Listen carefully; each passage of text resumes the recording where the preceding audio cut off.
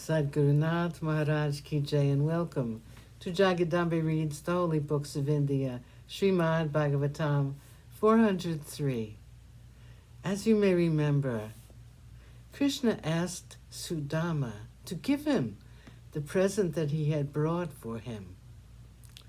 Even then, Sudama was feeling shy.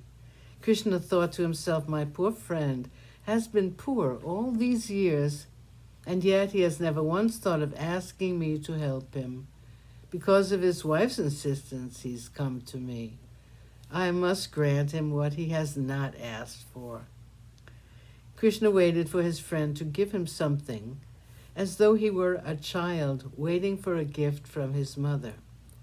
He then caught hold of Sudama's upper cloth and said, "Look, my sister has sent me something which you do not want to give me."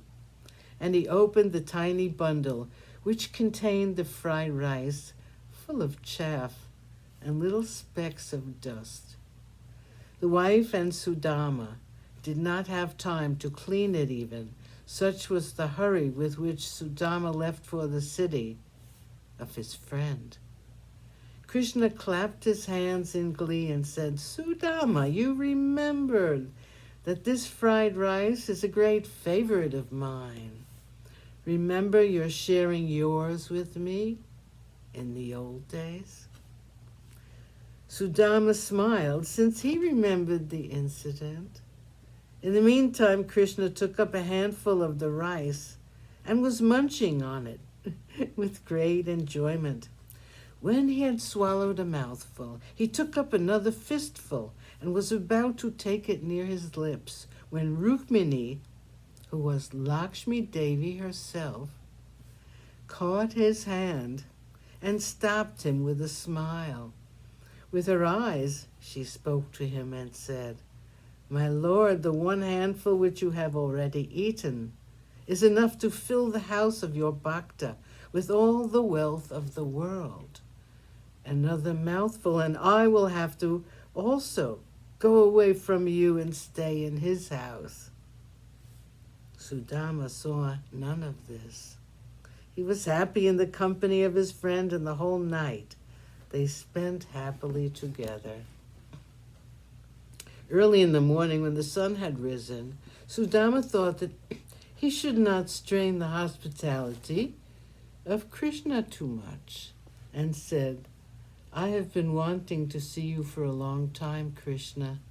I've heard that you have done great deeds and that you are an honored prince, and that you are the beloved cousin of the great Pandavas. I have been keeping track of news of you, and I don't have to tell you that I think of you night and day. I will have to go back now, but only my body will go. I will leave my heart behind with you." Krishna and his wives prostrated before Sudama, and then he left for his home. Krishna walked part of the way with him and went back after a tender leave-taking. 256. A handful of rice.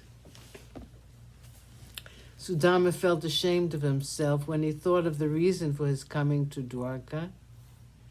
He felt happy that he had the good sense not to ask Krishna for anything.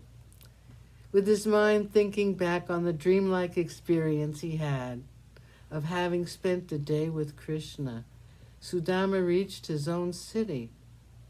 His body thrilled even now when he thought how warmly Krishna had embraced him. Him, a poor Brahmin wearing torn, dirty old clothes. I am the lowest of the low, and he is the Lord of Lords, and yet he embraced me. Is it not wonderful?